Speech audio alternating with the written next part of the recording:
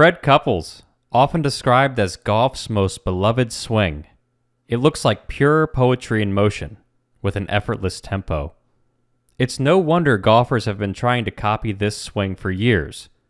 But what might surprise you is that Fred's entire swing relies on one key move to make it all happen.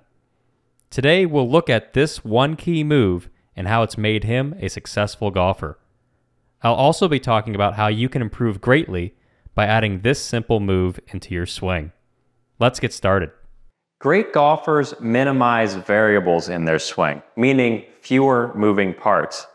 When we start to take a deeper look at Fred's swing, you get a sense of how many moving parts he has going on, and makes you think that it's something sort of like a miracle that it's all happening. Let's just start with the backswing. As he moves to the top, a few things start happening. The trail arm gets disconnected from the body, so you have this massive flying elbow. The second thing is he gets his hands and arms very high at the top with a cupped wrist and an open club face. And his swing really hasn't changed much over the years. It's stayed like this forever. And this is what I find is really amazing. With this cupped wrist, open club face, and a flying elbow, you would say a guy who swings like this is going to be the most massive slicer. Because if you go to any driving range in the world at any given point in time, you're bound to see somebody that looks like this at the top. Now, just taking a brief look at why each of these things is an issue, the flying elbow, the arm disconnecting off the body. When this arm flies away, it's easier to swing steeper into the ball. So classic over the top, pushing this way. Elbow in, as I talk about a ton on this channel, makes it easier to swing in to out on the proper path into the ball. So this is a variable that Fred has to manage. Another variable is that cupped wrist right here with the open face. A cupped wrist can increase the steepness of the club moving into the ball. So that gets you swinging across it, or it can aid the club moving more in that over-the-top like position. So two things that could encourage quite a large slice. And lastly, open club face very vertical here, that gets the ball starting more to the right. So Fred has to learn how to manage that. If you're in a position like this, like Fred, to hit the ball solid, you have to immediately get the club shallowing to here. So high arms, you've got to drop the arms or drop the club into the slot. And that's quite a big variable to coordinate day in and day out. And so what Fred does to make this all work is quite spectacular. He goes from here to automatically connecting the trail arm to the side.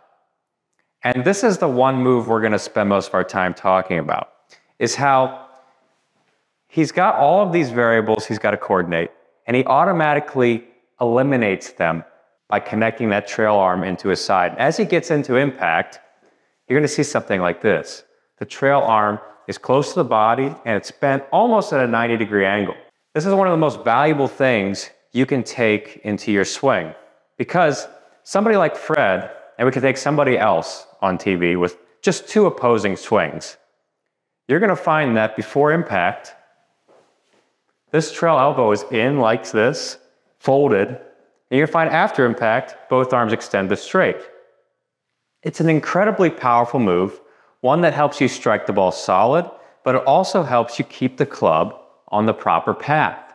So no matter how you get to that top of backswing position, when you start down, if you were to keep the trail arm tucked in like this, you're nearly guaranteeing a great strike with the ball time and time again, because you got proper path and you've got contact controlled right away from tucking in this arm.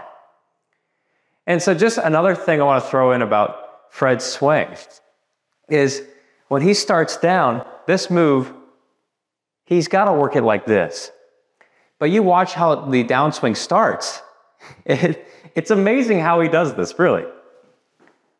The club gets steeper first because he's in this position. That's natural for the club to move into this type of steeper start to the downswing. So the club's way out in front of him, very vertical to the ground. You would say, call every golf school on the planet, and you would say, wow, this guy needs help. Let's call the cops right now. Get him some help. But then, after dealing with this steepness, that's where this trail arm really starts connecting in. And you see a late shallowing of the club. And so now he's hitting out to the ball. So he's swinging into out. He's not swinging like most people would go over the top and across at this point.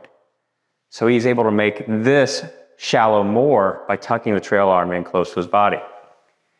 Just a very valuable concept that goes without saying that every golfer who's ever played great golf gets into that position.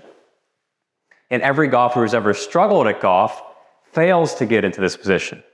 So great golfer here coming into impact, and then the poorest players often disconnect that trail arm from the side. The club just keeps getting steeper and going straight down into the ground. This will apply driver through wedge. No matter what club in the bag, you're going to see this position on great strikes right there. That's the money position. So no matter what the backswing looks like, getting there in the downswing is crucial. Now, how would I like you to do it? Well, I don't want you copying Fred. Sure, his tempo is something to marvel at, but it's also one of the reasons why he's able to get this club into this position. Having such a smooth tempo like that, letting the club fall with a loose grip pressure, it's easier to connect that trail arm to the side, but still, that's a variable. What I'd rather have you do is just start from the position that Fred's already getting into here. So the position Fred's in at here, the trail arm's tucked in, and if we take this position that's just before impact, move it to the top, here's what it looks like. So I'd like to see hands behind the trail shoulder, trail arm tucked in, a lot more glue here, no flying elbow, because we're eliminating those variables. I can easily just go top, back to the ball, top, back to the ball, versus fly away and then figure out how I'm going to make that get into the same position every time. Because this is determining how much into out you're swinging, so your path needs to be consistent. I mean, I can't swing too much into out, I'm going to start hooking it. And I can't swing varied amounts of into out. No, I want to keep it consistent. I want my ball flight to be a tight baby draw. So that means we have to eliminate those variables. Instead of going like this and figuring it out, just take that out of play. This is going to be the same type of ball flight every time. Now, one of my favorite ways to getting into a good impact position and keeping this trail arm tucked in is by using the Precision Impact Trainer. This device forces me to keep the trail arm tucked in throughout the entire swing, so I can't screw it up. In fact, when I put this thing on, the first thing it does is it tells my trail arm to get like this. So I'm already in where I need to be at the top, and as I start down, it keeps me tucked in. So eliminating variables. Talk about having one variable instead of 7 or 8 or 10,000. Watch as I make a swing without the club here, with this on. I'm not going to think anything about it. I've just got this tucked in because of the way the device works. And at the top, wow, look at that. I don't have to think much about staying connected. I've got a good connection of the upper arm against my side. And I certainly feel like I'm going to have a flat lead wrist at the top of backswing because my trail wrist is bent back. Feeling that staying tucked in. And at the top, there I am. Perfect top of backswing position with minimal variables. So hands behind the trail shoulder, easy to deliver the club on the shallow path in the ball. This arm is staying tucked in. It's going to keep the club on the proper shallow path into the ball. And when I keep this in and I swing my shoulders, look at that. Gets me right into that Freddie money position. The money position of every great golfer who's ever existed. And as I swing into impact, look at this. Boom, hands are ahead. I can't help but the hands be ahead in this position because the trail arm's staying tucked in. The trail arm starts releasing powerfully through the ball. I make swings with this in the house all the time, especially now in the winter. It's cold out, you can't really get out to the range. And then I'll take it to the range and I'll hit shots with it. Just keeping this intact, however you want to do it. This makes it easy because I don't have to think about it. Think about getting it tucked into your side. In either case, it's going to greatly improve your ball striking. I've got you a discount on the Precision Impact Golf. Check out the link in the comments and description below. It's a fantastic device that fixes almost everything in your swing without thinking about it. It just trains you. It forces you to do the correct move. And one last thing to really look at with Fred's swing, it surprises me how he flips his hands through impact. And this is one of the things that can save his swing. You watch his trail hand through the ball. It actually comes off the grip right around here. And then he flips through impact like this. That's something you would see with a slicer or an amateur golfer who struggles with contact. But it's not the same with Fred. You see, with Fred, he's got the trail arm tucked in. So as he's getting into impact, he doesn't start flipping until at and after impact. And this is happening partially due to the way he sets up with that very cupped wrist grip at address. So at address right here, you see my trail arm is quite straight with that hand. And this lead wrist is cupped. Well, if I take this position at the top of backswing, here's what it looks like. It looks like Fred, almost instantly. And look at that cupped wrist. He's been doing this for years. That's just because of the grip. And I start down and I start shallowing.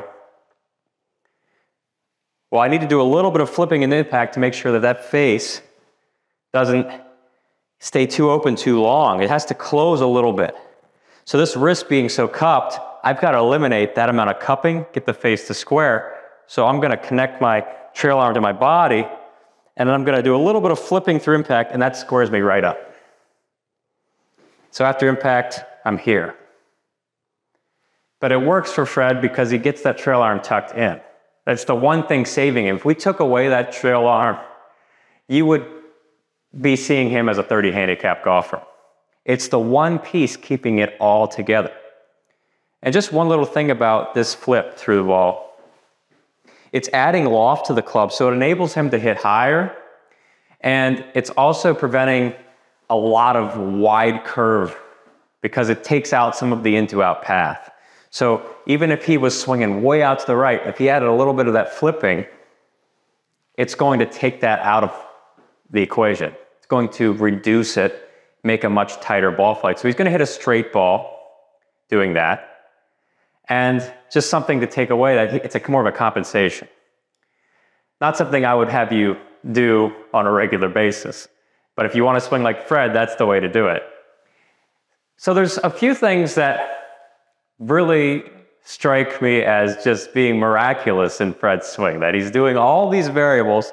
He brings it into here, though, and that's the money maker. Doesn't matter what year of Fred's life it was, he had the same swing, and he's been doing this forever, and it's made him a great golfer. If you can do this one move as well, tuck that in on the way down, you're going to see your ball striking improve no matter what your backswing looks like. Get it into there. And of course, I recommend tightening things up, eliminating variables. If you want to know a way to eliminate some variables in swing, check out my online golf school, SagutoGolf. It's a complete golf swing training program designed to get you playing the best golf of your life. Thanks for tuning in today, and I look forward to seeing you in a future episode.